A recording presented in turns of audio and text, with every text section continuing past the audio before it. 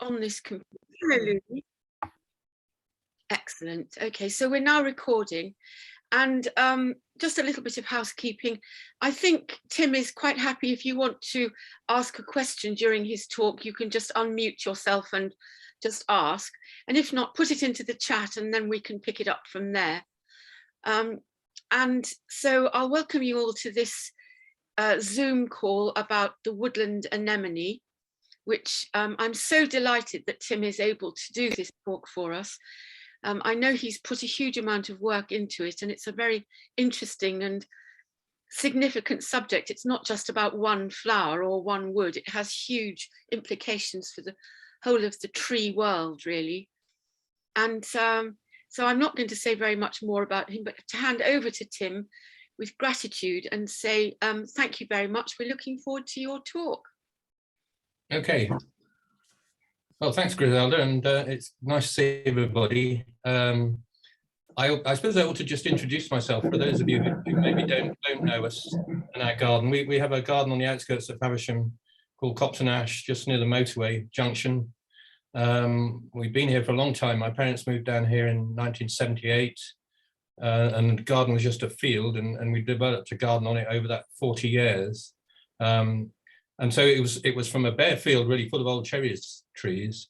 And now it's turning into a woodland. So this is one of the reasons why I'm so fascinated by woodland plants and by the woodland anemone. And it's sort of drawn me in more to the ecology of woodlands and ancient woodlands, and just trying to relate the garden to the wider landscape. So that's a part of the reason I wanted to talk about this particular plant, because it's quite an ephemeral plant. Only flowers for a few weeks really in the spring, and it quite quickly disappears in the woodland once the woodland grows. But whilst it's there, it's absolutely wonderful. And you'll see that as I go through. So what I wanted to do, and I said to Griselda when I quickly went through this a bit earlier, I wanted to look at the anemone and try and draw out all the different aspects that I kind of brought in with it, and as far as the garden goes, and also as far as woodlands goes, and how it relates really to the wider landscape. And it's quite a tall story really, so I've just put this at the top. The story of this plant in detail is a story of botany, gardening, and the British landscape, as well as that of the wider world and possibly the future. So that really is a kind of summary of what I want to try and put across. So I'll see if I can succeed. And the picture here is just taken in Blean, and it shows a very old coppice with a little clump of anemone below. And quite surprisingly, those two plants, the coppice and the anemone, are probably similar sort of age. They can be hundreds of years old, because the anemone really is a clonal plant, and so the clones within the woodland have a very, very long life expectancy, even though they spread, and they spread by the rhizomes, and parts of them die out, but still they spread and cover quite big areas in the woodland. So the anemone, although it's a little ephemeral plant, can actually be as old as the trees in the woodland. So the person I come to quite a lot when I've been looking at this and researching it is Oliver Rackham, who's such a remarkable botanist. And he's written so many good books about the natural world, about the British landscape, in a lot of detail. Almost every sentence he writes has such meaning to it. And so this is one of the books he wrote, The History of the Countryside, transposed on top of a picture looking across to Perry Wood. And he was he was a superb botanist. I think he was also a mathematician. So he's quite a all-round expert in all sorts of fields. He was a social ecologist in the sense of, the landscape, the social landscape, how woodlands were used and the history of them, and obviously a very, very good historian as well.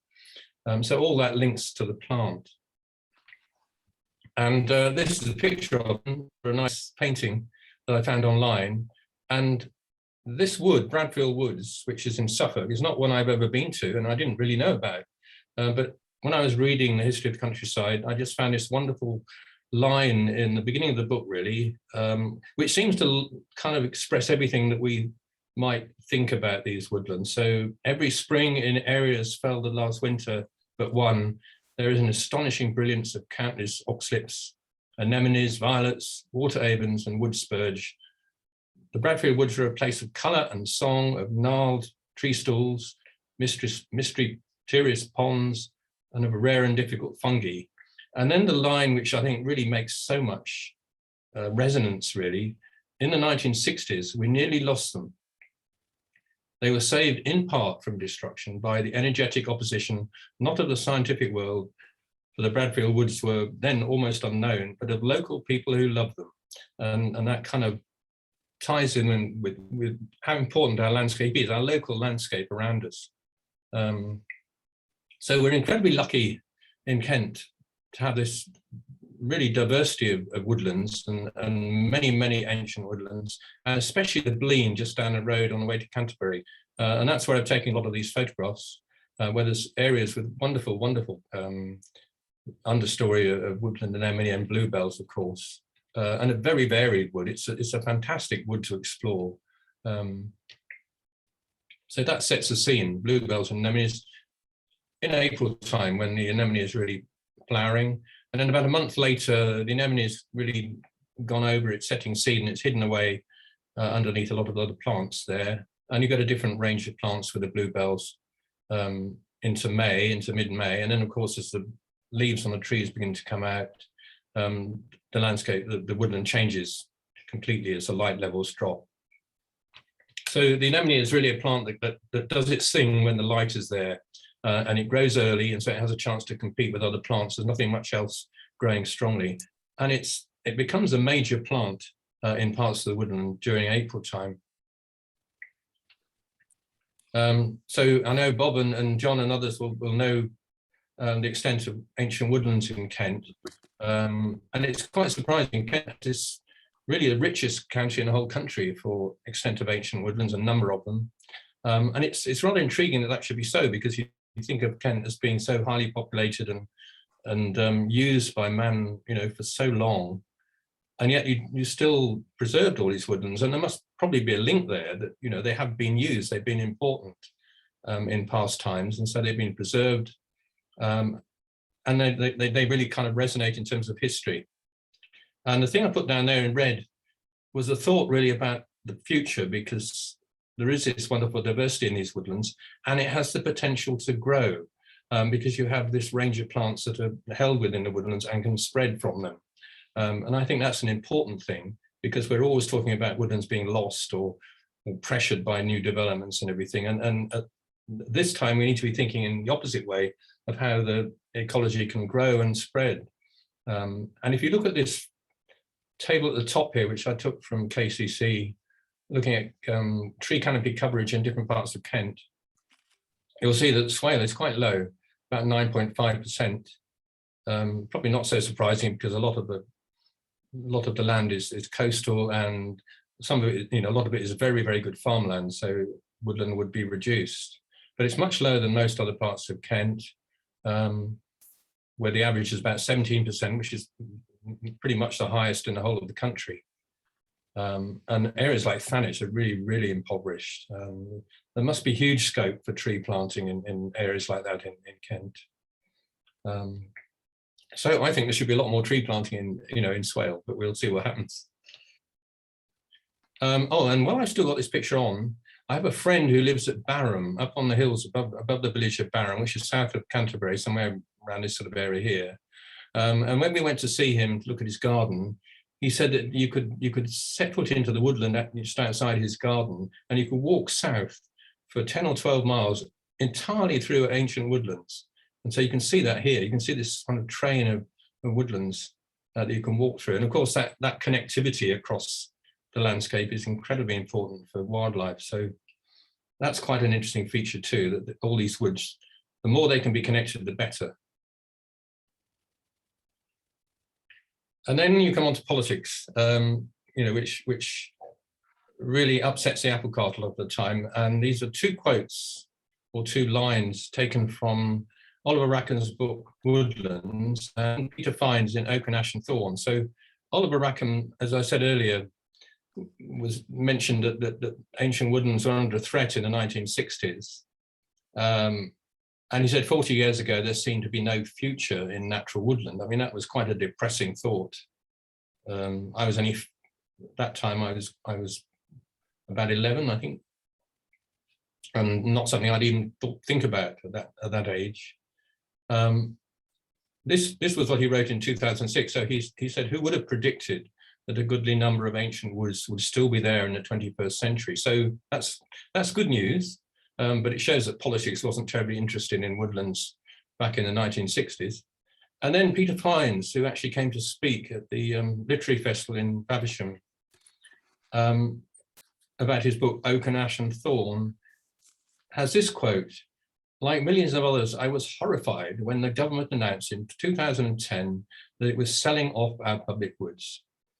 Even though at the time, in all honesty, I had no idea there was such a thing as the public reserve of forests. Later, I found myself wondering what kind of demented ideologue would want to sell them off." And there's politics in a nutshell. And, you know, hopefully that kind of ludicrous way of looking at the landscape politically is changing, it was changed.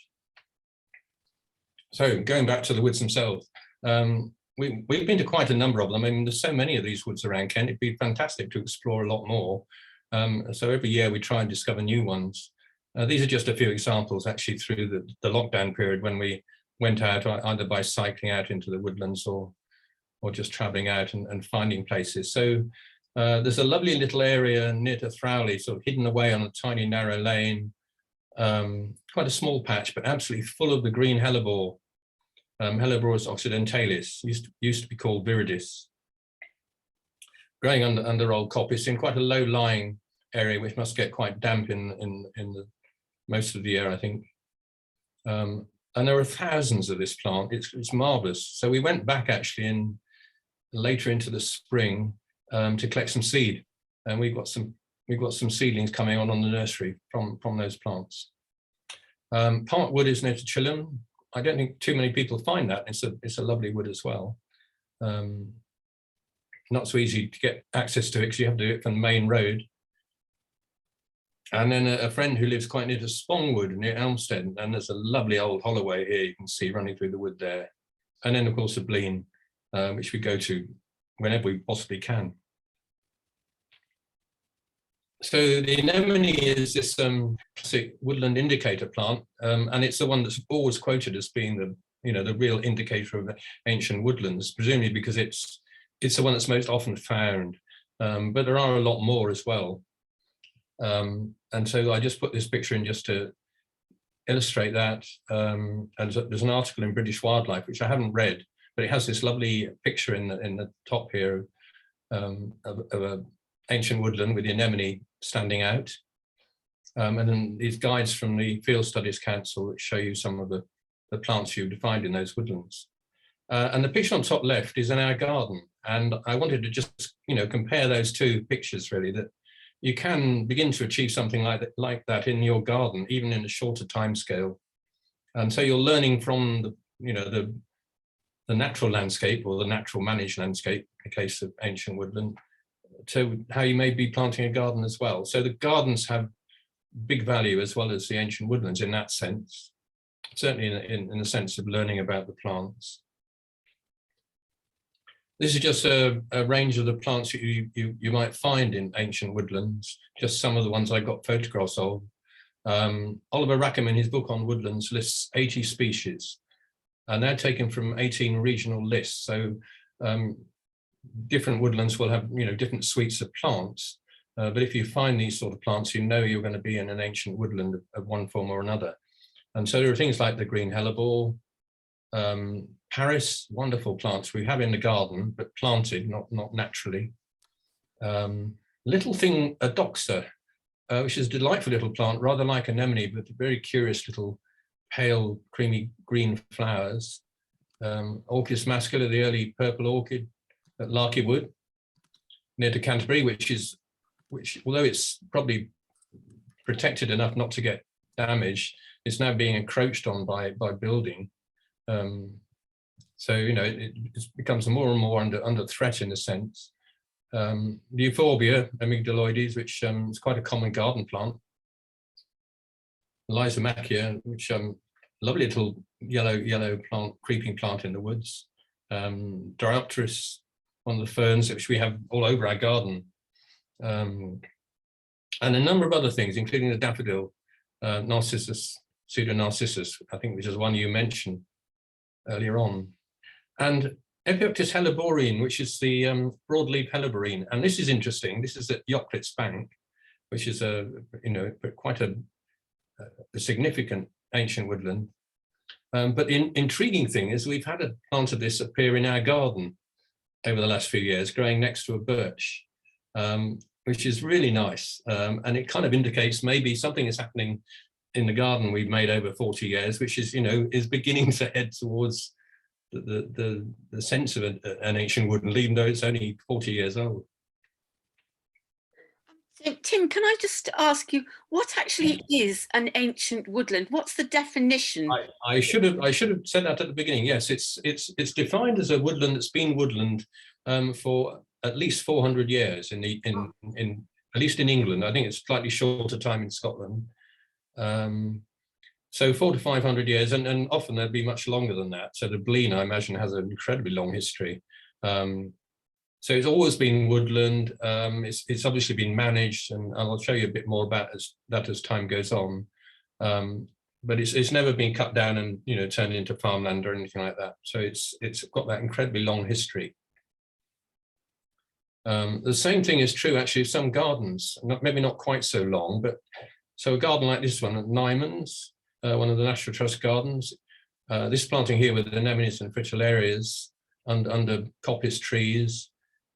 This planting is probably several hundred years old in an old garden like that. So it begins to go towards being like an ancient woodland in itself, but from a garden sense. This is another example down the road. This is Lord's Garden. I don't know how many people may have been there. Here there's a lovely, lovely colony of anemones growing with primroses underneath some big old trees. It's not coppice. It's quite an open area, but the trees are very big and quite old, obviously shaded significantly in the summer. And again, this is probably a planting that's been there for several hundred years, just developing over that whole area. It's a super garden, actually. Some very interesting trees, including a huge tulip tree. And the final example of a garden is our own garden. This is a cotton ash. This is just a planting underneath a birch with a range of different woodland species, many sort of introduced ones like the trilliums and erythroniums and hellebores. And this is only 20 or 30 years, I suppose, from when we started planting these plants. And as the garden began to get more of a woodland feel to it in places, and we put lots of compost on and, kind of gradually develop the area in a woodland sense. So that's the way I was trying to draw the kind of detail of the ancient woodlands into a gardening sense as well, how you can kind of link those two together and learn from one and learn from the other and kind of cross between the two. And for me, it's one of the most delightful times in the garden, one of the most interesting ways of gardening, because these plants are just so fascinating in their detail.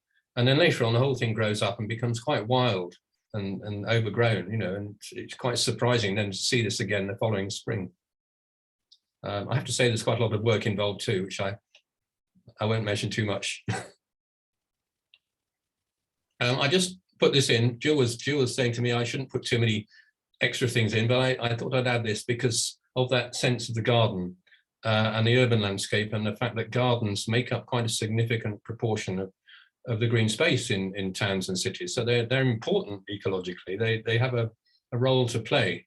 So there's quite a lot of academic studies on that. So this is one fact that came out of one that I was reading, that gardens can make up 35 to 47% of urban green space in the UK.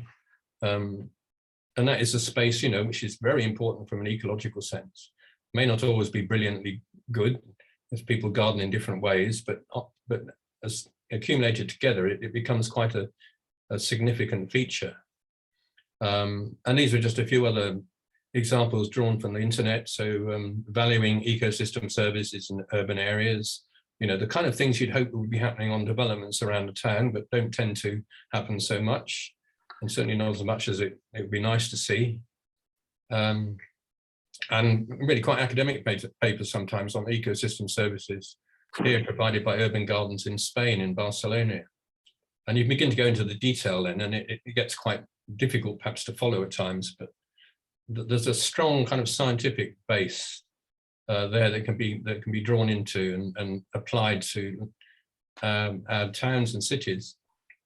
The picture at the top is quite interesting, really, because it shows a range of different types of habitat, ranging from really quite wild area, maybe on the outskirts of town, an area with water, ponds, lakes, a riparian area, and then a more sort of slightly more managed area, but still slightly scruffy, maybe alongside a path somewhere, a park, a community park, a private garden, and a green roof. And if you look at the lines underneath it, you can see the management intensity increasing across that series of pictures, and the economic input increasing too. But the native species diversity going the other way to this wilder landscape. And this of course is what we want to retain, or at least have run through the town, you know, and provide corridors across the town and out into the countryside. So it's quite interesting to look at it in that way. These other things are very important in the town, but bringing the countryside from the outside into the town is important too. So I wanted to kind of go and look in more detail in Anemone then, after all that, just introducing sort of wider scope. And one way is the way people looked at it artistically. So there's a few pictures of that from books I happen to have. Other people probably have got other books where you can see examples. This is from Janet Marsh's Nature Diary, a range of early spring plants, you know, primroses and arums, and anemone on the left here. Just a, you know, nice picture of wild plants all growing together, from a much more artistic perception. This is a lovely book which I only discovered recently online, written in the early part of the last century by Harriet Isabel Adams. 2 volumes, I think, Wildflowers of the British Isles, with these beautiful paintings, plants grouped together in families, often with quite a lot of information written onto the page as well. This is just the page with anemone in the middle, and other members of the ranunculus family with it, so like clematis and thalictrum. And rather nice, shows the kind of developing seed as well as the flower of the anemone and the rhizomes at the base. So artists look at plants in different ways, of course, but there's a tendency to become quite botanical with plants and look at the detail of them, which is what gets most interesting of all, really, in some way. A couple of more examples. The most lovely painting by Marjorie Blamey, really exquisite, with anemone and cowslip or oxlip. Really beautiful. And a book called The Frampton Flora by Richard Mabey, which is a whole series of paintings done by a couple of sisters, I think, of plants around where they live. And that includes the green hellebore at the top there, and Anemone nemorosa, and the yellow anemone is an introduced anemone, Anemone ranunculoides, which I'll show a picture of later. So the art world can take you into the plants and shows how much fascination we have in them, and have done, you know, for many hundreds of years. So to illustrate that is this picture. This is a very early sketch by Leonardo da Vinci in 1505, in the Royal Collection, of marsh marigold, Caltha on the left, and the woodland anemone, Anemone nemorosa, on the right. 2 quite closely related plants. So 500 years ago, you know, one of the most famous painters in history did this wonderful sketch of this plant, little ephemeral spring plant.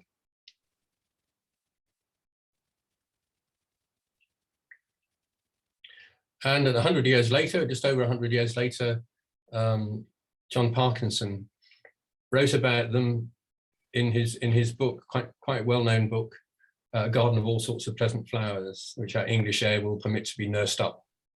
Rather nice title. And what's interesting about this, actually, several things. First of all, the image on the left shows a whole range of different anemones and related plants. So it includes a passiflower up at the top left. Normally we think of that as Pulsatilla vulgaris. Anemone nemorosa, which is in the middle here with the rhizome, and then other species of anemone which are introduced, quite different habits, some of them. And in the book itself, it runs through all these different members of the anemone family. This is pre-Linnaean, so the names are very different from the ones now. And there are a lot of different forms of anemone nemorosa. So here it's known as Anemone sylvestris tenuifolia alba simplex, the single white thin-leaved wild windflower. And when you read through the text, there's quite a lot of forms that had been selected from the woods and people were growing then 400 years ago. Some with double flowers, some with pink flowers, some with green flowers, and I'll show you some of those in a while. And so, you know, there's been this fascination with the plant for hundreds and hundreds of years, and in a lot of detail as well. It obviously caught people's attention.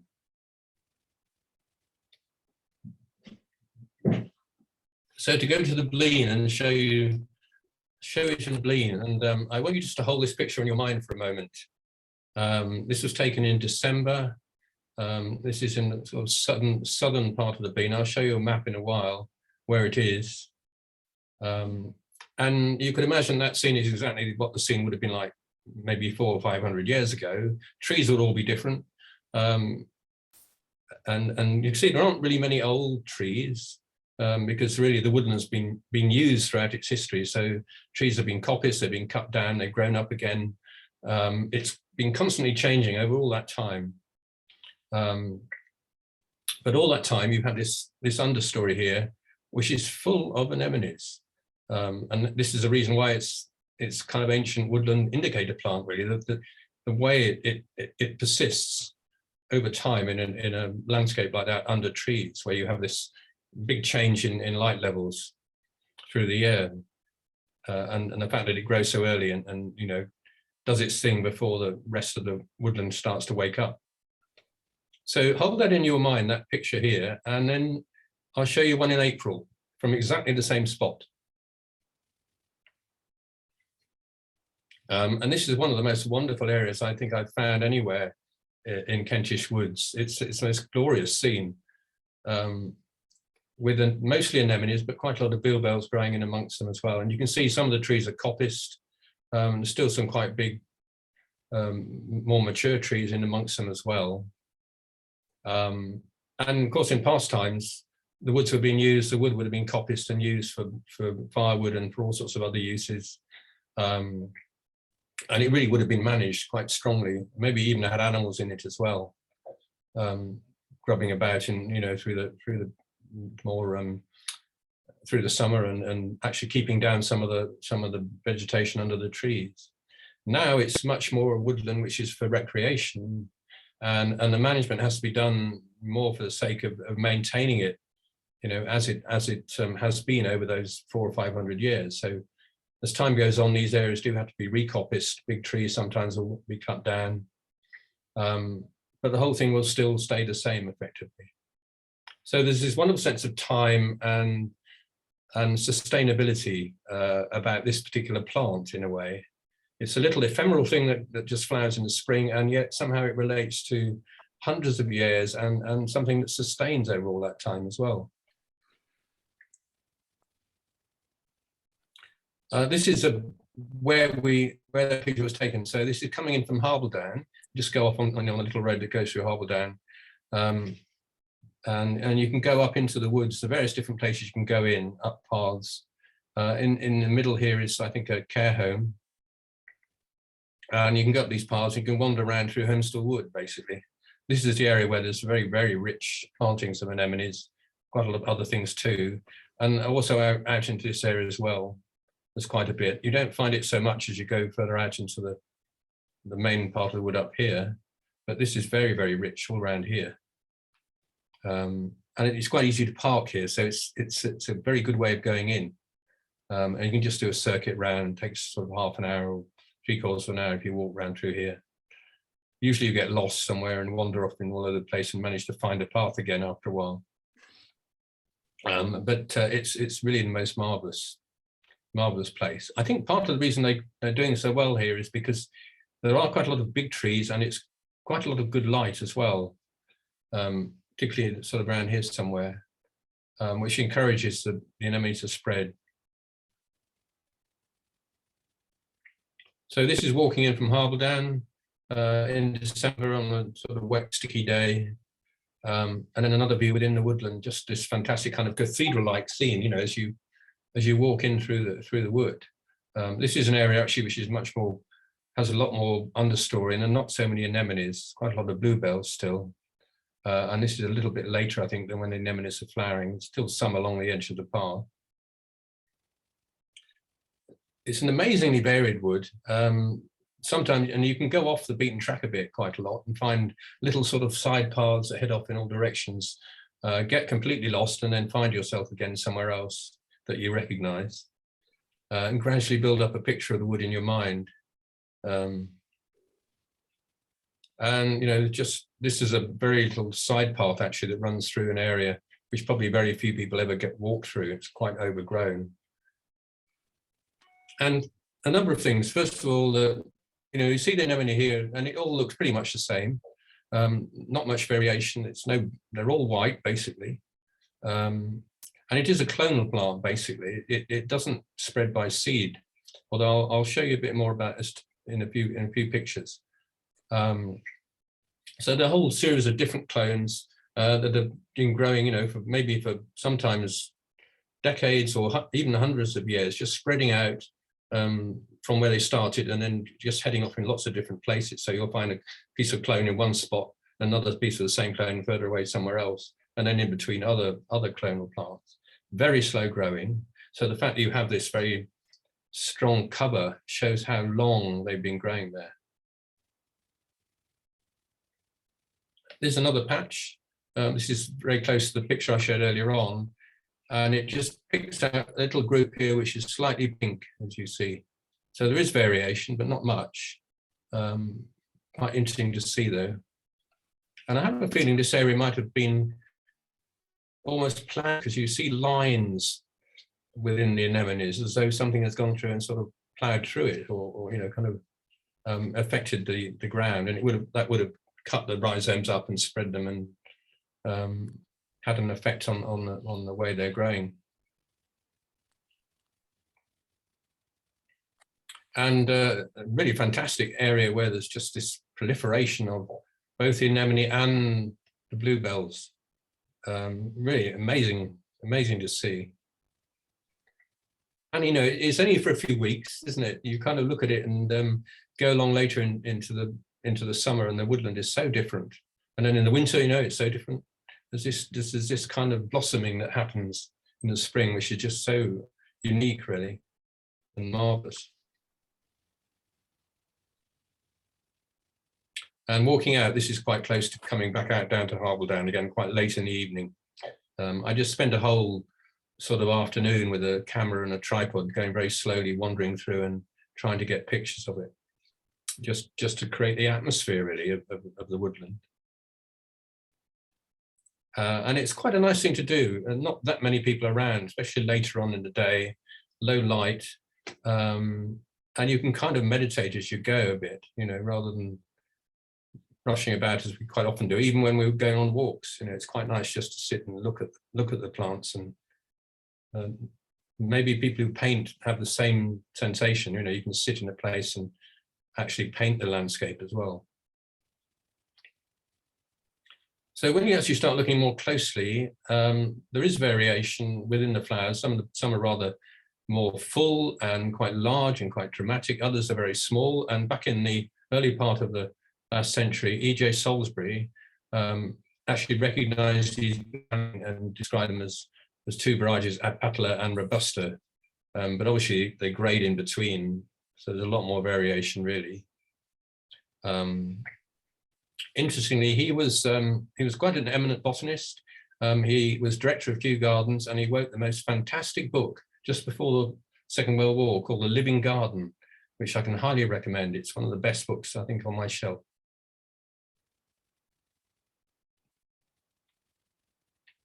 And you can find sometimes really quite good pink form. So this was one patch in the Blean. They're quite rare, but every now and again you come across something like that, quite distinct. So it's a distinct clone, really, which has just grown out in amongst all the whiter ones. And obviously, when people have gone into woods, they've found things like that, and they've lifted a few rhizomes and brought them back to gardens. And over time, gardeners have really accumulated a remarkable variation. Much more you never anticipate, looking at how uniform the plant is in the woodland. And I'll, as I go on, I'll show you that more in the garden setting. So this is often just described as being via purpurea, and the white flowers often tend to go a sort of purplish shade as they go over, but in this case they actually start off quite a good strong pink, so it is quite distinct. Can be quite strongly coloured. So the features of the plant, you can see the rhizomes here, little almost like twiglets that fork and spread, and you can just imagine them spreading like fingers, really. Gradually the rhizomes will die out, as the older parts of the rhizome will die, and then the new plants will carry on spreading. So the clones will gradually separate and make groups, in different places. So it does spread mostly as clones. Does produce seed, but for reasons I'll explain, it doesn't tend to actually spread that much by seed, partly because there's just no way for the seed to germinate, and the seed is relatively heavy and doesn't really spread very much from the plant. And it also has what's called a simple epicotyle morphophysiological dormancy, to give you the kind of more botanical description, which means that it's got quite complex process it has to go through before it germinates. So if the seed dries out at all, it'll just lose its viability. There've been quite a lot of studies. So, for instance, looking at this spread of the rhizome, the rate at which these rhizomes grow, there's one paper which shows that they elongate at about 2.5 centimeters a year.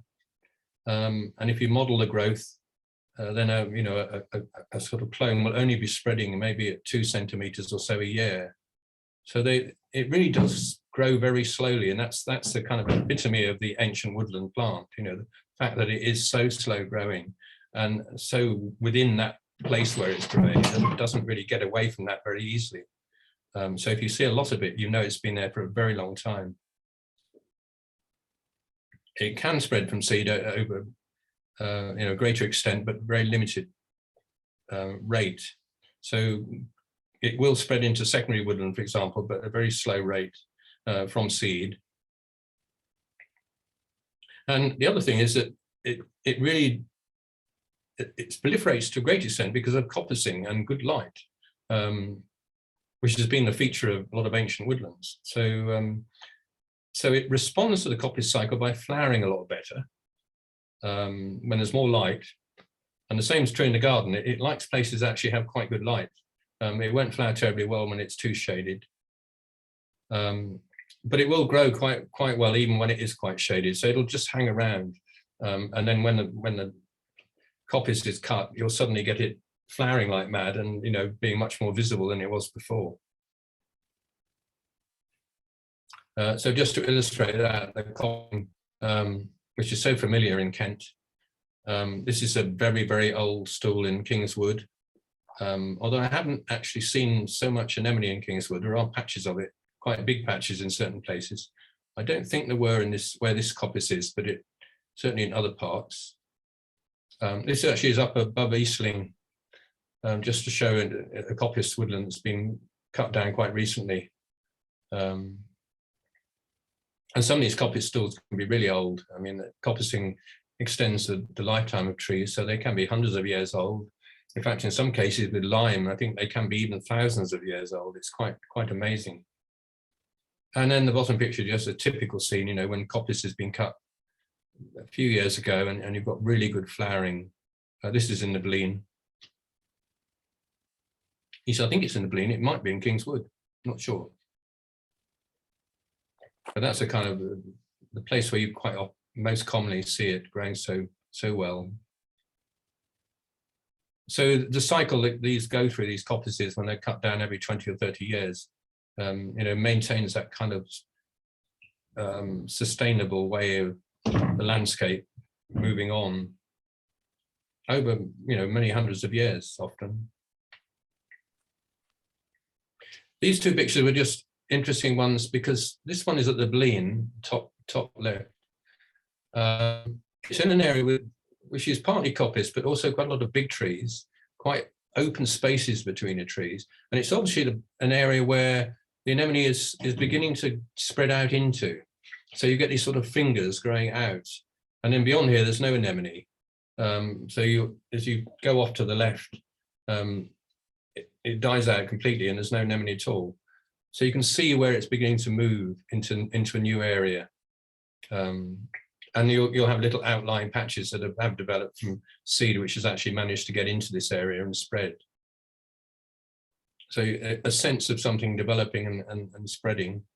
And the bottom picture is one I found online, which was in a piece of woodland where apparently elm trees had died about 30 years before. And these anemones must have come in as seedlings. And then they had more light. And they develop these sort of clonal patches. So you get an idea of an area where a seed must have germinated and then gradually a clone has developed over 30 years or so. So you get an idea then of the rate of growth of these clones. Well, it might be quite difficult to work out how big that is.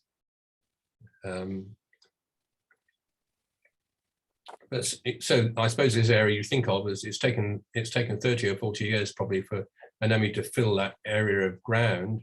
So if you imagine that multiplied up, over several hundred years, you can see that it would only really fill with anemone over a really long period.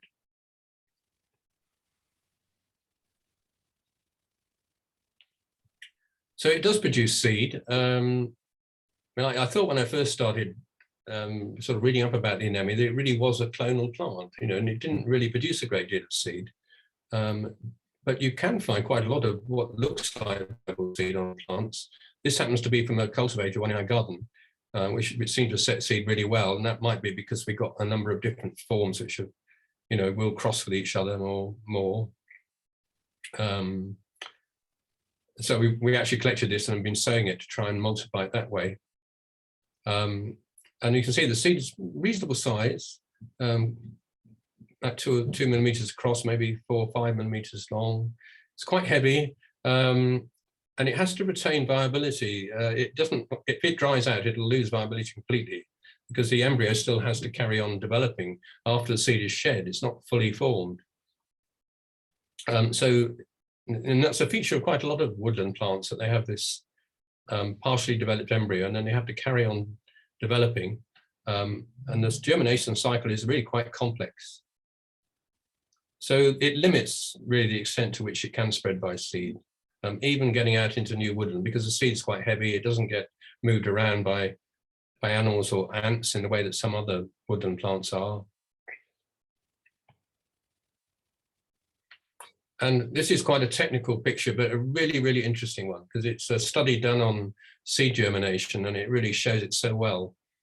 So these are actually two different populations of Anemone nemorosa, one growing in the lowlands, one up in the mountains, but basically behaving a similar way, just slightly different timing. So they're sown, and from the previous picture, that seed I collected in early June, so middle of the year. So you can imagine this is around June, early June time, midsummer, very warm.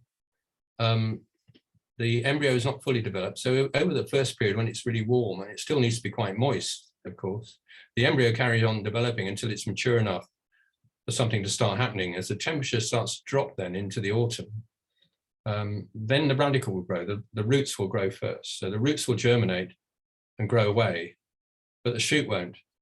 And it's only when the temperature drops down into the winter, here 4 degrees, and you have this period of time and the temperature getting lower, that you actually then begin to get the shoot starting to germinate. So you have this kind of double germination process. In some woodland plants, it can actually go over several cycles, several year cycles. So trilliums can take several years before they'll germinate, and things like peonies as well. You'll get the root germinating one year, and then the shoot won't actually germinate until the next year. You can trick them by doing it in a fridge, but it's a bit long-winded to do that and complicated at times. So it's a really interesting paper because it just shows that process that you have to go through to get germination of the seed. Not straightforward like the way we think of a lot of seed. A lot of woodland plants are the same because, of course, they're setting seed in the middle of the summer when the conditions are really not the time to germinate. It's dry and low light, and nothing wants to grow at that time. So the seed has this way of actually measuring time and working out when the next spring is going to arrive. When the colder weather is there, the next spring is going to arrive before the trees leaf and there's lots of light, and that's the time to germinate. And that's the reason why you get this cycle of germination of the radicle and then the shoot. Interesting paper because it was done in a field, I think, and also in the lab. So actually seeds were sown in little plots in a field, and they had to protect them to stop anything coming along and disturbing them. So quite a complex thing to do. Just this line at the bottom is interesting because one study tried to look at the extent to which seed was important in the spread of the anemone. And they found that the percentage of sexual versus vegetative reproduction was in the range of 3 to 5%. So, 95% or more of the growth is the result of clonal spread, and just a very small proportion actually sexual process of developing new clones effectively, or spreading into secondary woodland.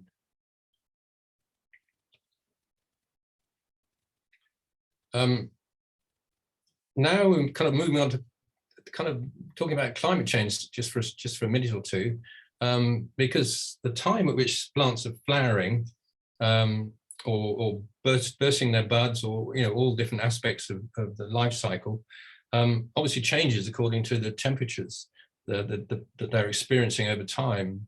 This was an interesting study from the Met Office website. This is of a study by Jean Coombs, who started recording bud burst of oak in 1947. This is a rather wonderful study, and kept on recording it right through to the present day, basically. And you can see it varies a lot over that time, lots and lots of jumping about, but on the whole, you see this very steady change where the bud bursts much earlier in the more recent years as the climate has warmed up effectively. And there have been quite a lot of studies on different animals and plants, birds, showing the effects of climate change, and to some extent actually predating the kind of clearer view we now have of climate change from meteorological records, because the plants and animals have shown it, in the way they've behaved.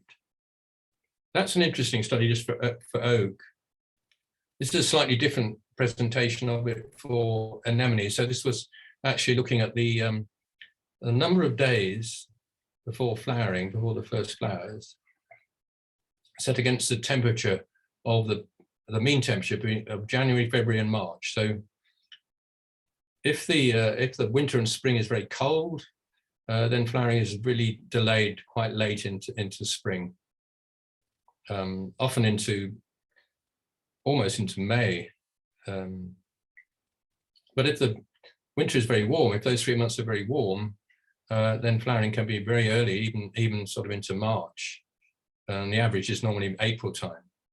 And so when you look at it, actually look at all the data points, it's very diverse and you get lots of variation, but you see a trend. You see this trend. So anemone too will be reacting to climate change by flowering earlier in the woods. And of course the leaves and trees will be coming out earlier as well. So the whole woodland has to change and adapt accordingly. There's some really interesting papers on that, actually, particularly by T.H. Sparks and some of his colleagues. If you look online, lots of detailed information. And then you can work out the sort of rough rate at which flowering might be advanced. So here is an example where being advanced by 4 degrees for every 1 degree centigrade rise in temperature. Which doesn't seem very much, but it's quite significant when you look at the data. So just to finish off looking at the plants in the garden, really, and some of the variation. And anemone does flower at this fantastic time, I think, in April time, when the garden really is just coming to life. This is a scene at Great Dixter. There actually aren't any anemones here, I don't think, but it's just to give an idea of the, all sorts of other plants all springing through the ground around the same time, things like primroses, philodendron, tulips, hellebores flowering. They flower for a long, long time. Lovely, lovely range of leaf forms and contrasts, between different plants. It's the most beautiful time. And amongst all the anemones that have been selected over the years, obviously this purple form or pink form, Purpurea, which I showed you earlier, but there's also been found quite a lot of blue forms and variations on the themes. I'll show you in a minute. The picture on the right just shows the extent, the kind of coverage of anemone in Europe. It's really a plant of northwest Europe, right through Europe and up into the parts of Scandinavia, throughout most of the UK.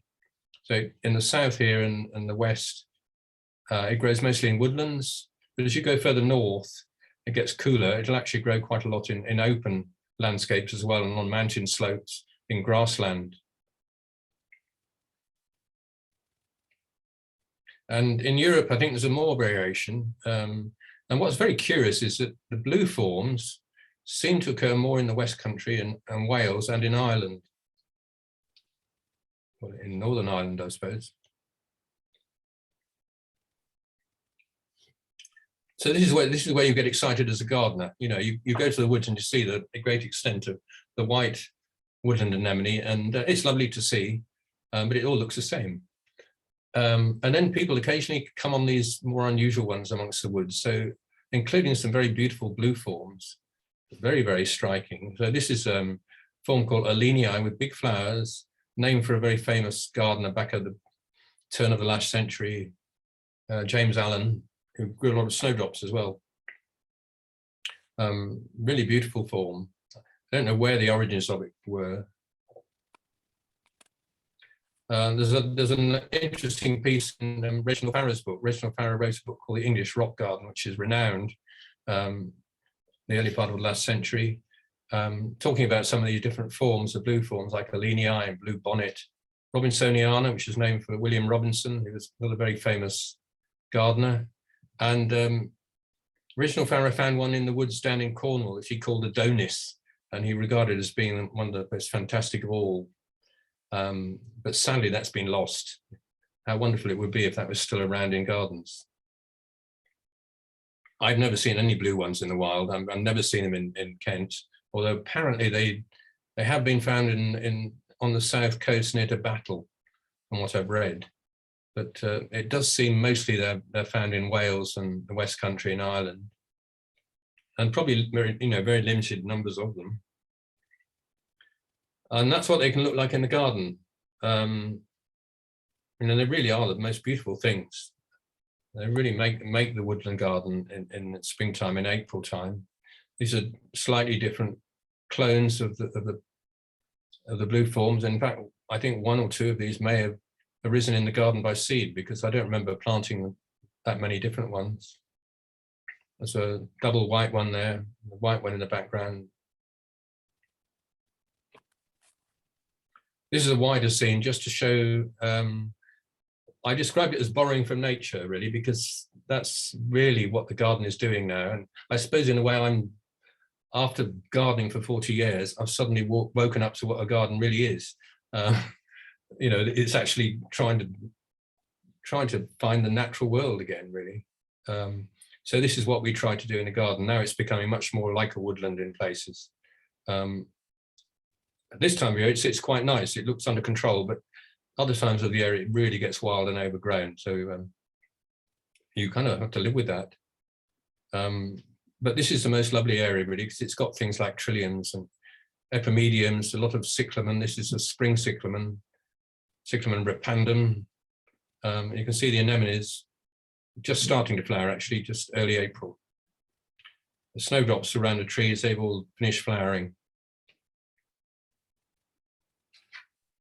This is just really to show how that piece of ground changes over the years. So very early in January, it's quite open and clear. I usually go and do quite a lot of work just clearing all the old growth from the herbaceous plants, and the snowdrops flower. And we always open the garden in February for snowdrops. And that kind of sets the scene really for the whole of the spring. It makes us go out through the winter and get the garden ready. And the snowdrops themselves are just so beautiful and keep you going through the winter. By April, you can see the anemones flowering, and really a lot of the herbaceous plants are beginning to grow as well. So it's quite a rich mix of different foliage and everything, more wild, more of a woodland scene. And then come summer, it's just a wild mess. Geranium phaeum is seeded around and fills up the ground, and very overgrown. And you'd hardly think that scene I showed you earlier was there underneath all of this.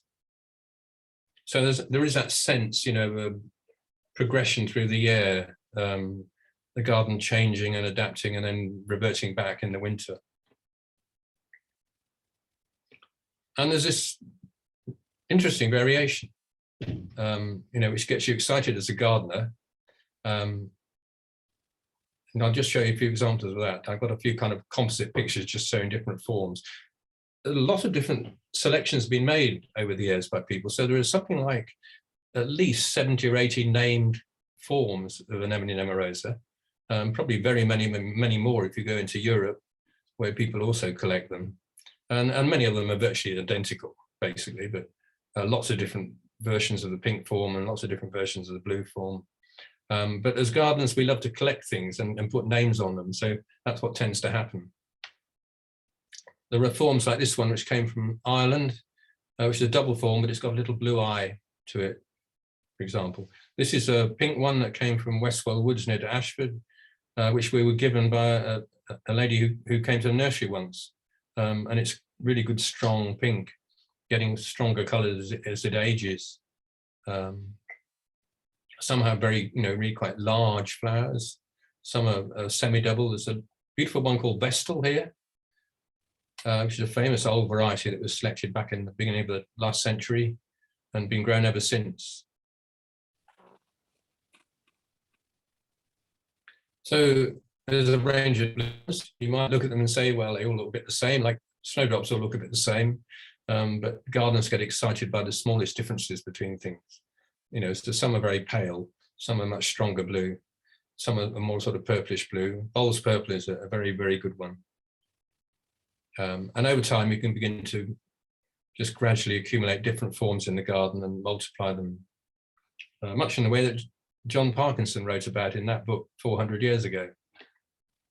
So that's Bulb's purple, which is one of the best blue forms. It's really good, large flowers, quite bronzy foliage when it first comes through, and quite compact, good habit. A beautiful plant. Except when a dog comes and digs it up, which she did this year.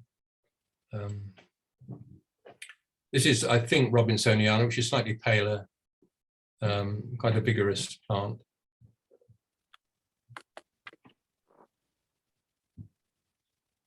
White forms, there's Vestal, it's kind of central rough. Lady Doneralle, there's a lot of forms that have got very large white flowers, very full flowers, which are very striking. So there's 3 or 4 different name forms like that, including this one, worth searching out. A double one called Hilda.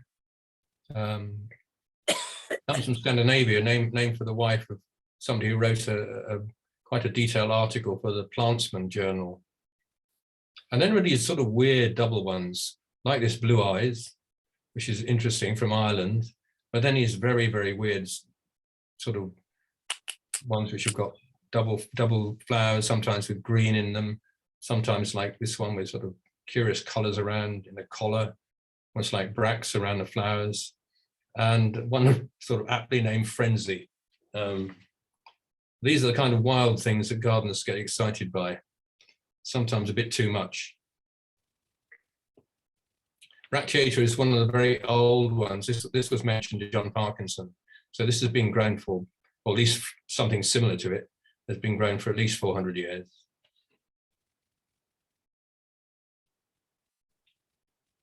And there are pink forms, as I showed earlier. This is Westwell pink, actually, before it starts to get really strong pink. And they can be quite varied. So the Westwell pink can be a really good strong pink. Others are much paler. There's one quite rare double one, which I have not come across. And there are some interesting ones that come from Southern Europe. So sort of Northern Spain, there's a few, I think certainly that one, Mary Rose and Evening Meadows, which are quite famous amongst gardeners because they are quite a distinct pink. They're more of a true pink. Well, it's not difficult, easy to see it here. And they have quite bronzy leaves. And certainly this one has been used by people to try and do crosses, which would be quite interesting. It's a rather lovely, large flowered form.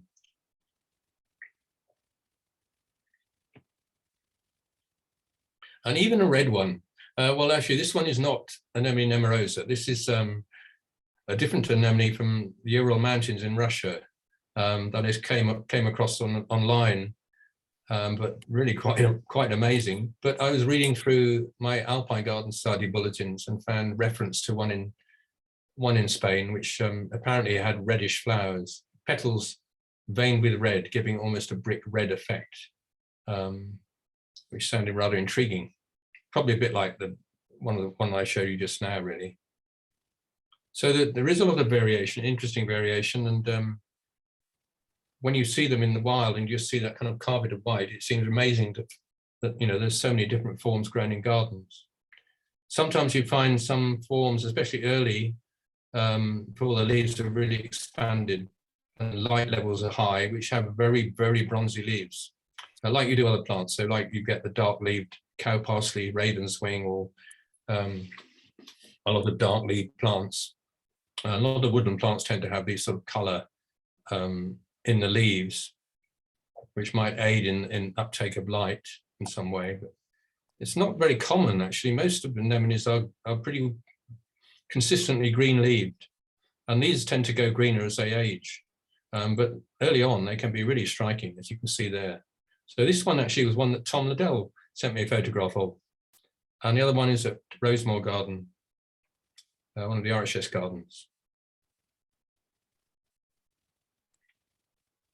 And finally, you get these really weird forms where the flowers have been kind of changed into leaves and into leaflets.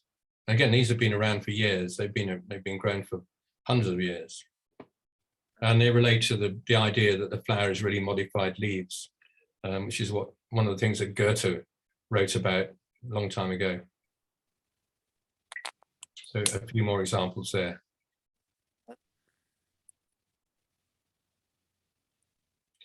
And I'll just finish off with a couple of other anemones which are naturalized. So the yellow anemone, Anemone ranculoides, doesn't occur very widely, but you can see it's naturalized in some parts of the UK. It comes from Eastern Europe, really, very distinct because of the color, and it will cross with the British Anemone nemorosa. It has some peculiar double forms, which are thought to have arisen because of the Chernobyl explosion, growing in Latvia and Estonia, so getting mutation. And it crosses here and produces a lovely form with pale yellow flowers, which is this one here, Lipsiensis, which is grown quite a lot in gardens. Exactly the same really as the woodland anemone. And the other one that's grown, and this is the one that Susanna showed in her talk, I think, in Ireland, is Anemone apennina, which comes from Southern Europe, so warmer climate really. It's more vigorous, it has more petals, much more kind of double looking, probably twice the height in growth. They're quite distinct. It's quite widely naturalized. It surprised me when I saw this map because I've never seen it anywhere. So it'd be interesting to try and search it out. And it is a lovely little plant. It'd be nice to grow. It's very rarely grown in gardens, really. So it's not available very much. And when it is, it's very expensive. Here it is on the left, actually in Kent, from a record I found online, one of the blue forms of it. You can see the leaf is quite bronze, and a cultivated form with double flowers, which is very, very lovely. So to finish, go back to the garden, the scene I've shown you before. Looking at the plants just coming up just before they really started flowering with erythroniums and corydalus and cyclamen and hellebores and other things all growing around a birch. An area gets pretty dry in the summer, so this is a plant that will adapt almost like a bulb really to the dry woodland floor. And then back in the ancient woodland at Woodland, which is where I'm really starting. And you see these sort of lines which look as though the land has been driven through by a plough or something almost. I think I better stop there. I've got a few other pictures, but I won't show those because they're really just looking at other species in other parts of the world. And I think I've probably given you enough. So thanks very much. Well, my goodness, Tim. I'm almost don't know what to say, because the passion and the knowledge, the depth of knowledge and the explanations of everything that you've talked about have just been fantastically inspiring. And I really love your photographs of the woodlands where you say you were walking along with a tripod to catch the atmosphere of a place, in its quietness and what it's producing for us, and then to go into such depth about these varieties and the variations around the world. I see that there is a question from Fern who says, are anemones mentioned by Jacob in his Flora Favershamiensis? I don't know. I don't think I've come across Jacob, so Oh, I don't know either. I was wondering if they grew in Perry Wood actually, because I haven't seen them in Perry Wood. So they are limited. They didn't always occur in every ancient woodland, but they're the ones that you most normally would find. I would imagine they must be somewhere. I have to ask Mark Sewell if he's ever come across them in his travels looking at orchids.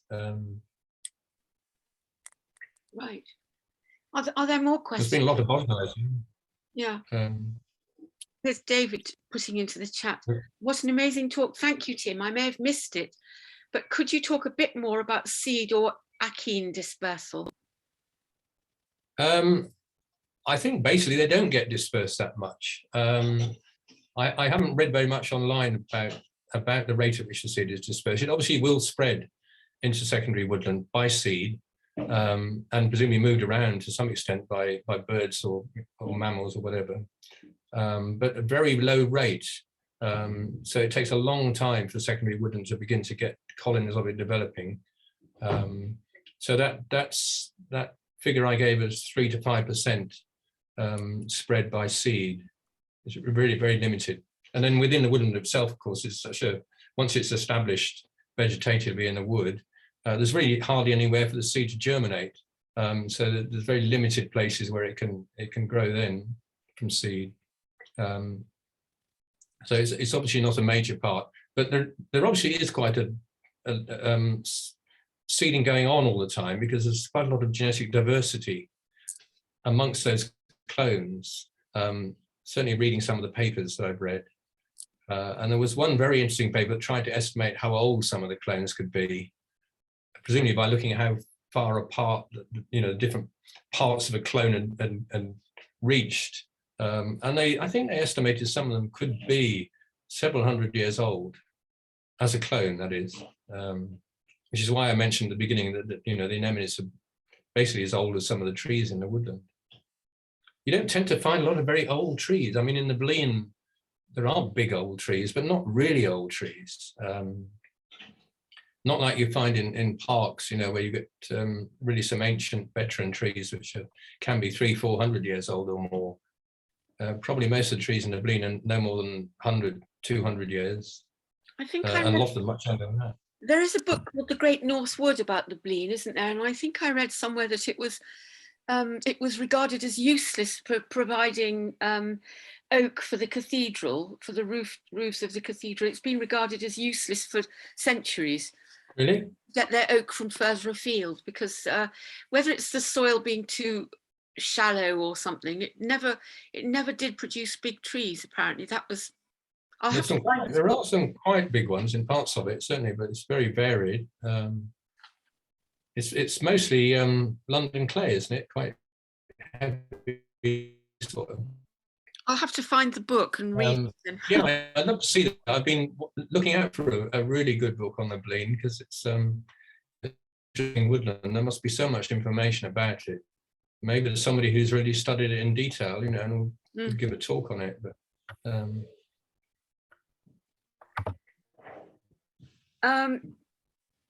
John Badman saying Nemerose is quite common in Perry Wood. oh, Fern says there's a copper of. I think we've probably never been at the right time then, because I've never seen it, but we probably haven't chosen the right time to see it. Maybe we'll have to search it out. There's a copy of the Flora Favershamiensis in the Fleur Library if you get a chance to look. And David says it's not very common around us in my local woods near Tunbridge. Anemone is not found except in one area, historically known as the Scambles, associated with masses of bluebells and wood melic. I suspect possibly to be of a higher pH. I think it's quite tolerant of a range, you know, quite a big range of pH. It didn't have much in Norfolk, though, did it? Because on your map, Norfolk was fairly naked of anemones. There's a lot of interesting information online, actually, when you start looking and searching around. If you type in anemone in scholarly article, then you come out with a whole series of papers that you can scan through and get more detail. You looked at the biological. But it would be even more interesting to. No, but I'd like to do a bit more research in libraries and university libraries and things like that, and really get the detail. Because that's the only way you really start to find a lot more, isn't it? Certainly historical detail and things like that. Well, there is an account of an anemone in the flora of the British Isles, which is they've done each species. They've done in great detail, produced by the British Ecological Society, and all the information that's ever known about a plant is in the biological flora account. So it can be, pages on germination and what do you like. Ollie. Yeah, you've never come across a blue form, have you, in Kent, or if you've been travelling around looking in woodlands? Have you? No, pink, yes, but not blue. No. I mean, there is this one reference I saw to Battlewoods, so I have this kind of urge to go and search through Battlewoods sometime. But I can imagine spending, days on end finding nothing. Yeah, I think it's recorded in about 500 tetrads in Kent, and if you assume Kent is about 1,000 tetrads, and it's a pretty widespread plant. But as you say, not found on the coast, doesn't occur on Sheppey, sadly. Oh. There aren't any woods on Sheppey; they've all disappeared. Although they have planted some new woods, which is quite interesting, because a lot of woodland species are beginning to get going in those woods. It's made me want to look a lot more closely at the other plants. I'm fascinated by the anemone, but I don't know enough about a lot of other ancient woodland plants, except from reading Oliver Rackham's book. So I'd like to try and suss it up a bit more and learn a lot more about it, and just to go and see the plants, and look at them more closely. You said that it's only about 3 to 5%, spread is by seed. If the seed doesn't germinate in that first year, is it done for? Or is it able to survive for a short time? Yeah, I would have thought virtually certainly, because it must never dry out, and so I think a very high proportion of it will dry out and lose its viability anyway. Some must get eaten, I should think, because it's quite a sizable seed really. So I don't think it would. I mean, but I don't think really hardly any woodland plants have seed that maintain viability for any real length of time. They quite often have this long, complex cycle for germination, but if they dry out at any time, then they lose viability almost straight away. So they need that kind of low level of moisture in the ground of the woodland right through the whole of the summer, because there's all that leaf mold and just holds moisture to an extent, just ticking over through the hottest period when it's really shaded, and then things have to happen through the autumn and the winter. Louise Lees has suggested a book called The Blean, The Woodlands of a Cathedral City, by the Blean Research Group, edited by Robert E. Foster. Ah, great. That would be very interesting to read. I mean, presumably the fact there is this huge extent of woodland, I think it's 11 square miles or something like that, the Blean at least, is because of the cathedral and the city. It has been protected because of the relationship with Canterbury. Yeah. So if you haven't got a pen, I'll just repeat that. The Woodlands of a Cathedral City by the Blean Research Group, edited by Robert E. Foster. Thank you, Louise. I think probably we'll call this to a close now, because we could probably go on for ages talking about these very, very detailed and fascinating areas of interest. And I feel as if there's all these other plants that you could be talking to us about, Tim, that you mentioned in passing. Next year. I mean, actually, what drew me on beyond the anemone, with the woodland anemone in UK, was all the different species that grow in other parts of the world. So you go into North America and Asia, you don't find that many species, but there are a range of other ones which are quite interesting. Right. Certainly to a gardener, but maybe not so much otherwise. Well, I'm going to stop the recording now, and just before I do that, to say thank you so much for an absolutely fantastic talk, so inspiring and so full of knowledge and interest and beautiful photographs, and very, very interesting indeed. So thank you very, very much indeed. Thank you, Griselda. And thank you, Tim. Yeah, thank you. Well done, Tim. It's been fun to be involved in all this. So thank you. Excellent. This will go up on onwards and upwards. We'll put this on the YouTube tomorrow. Okay, bye-bye then for this.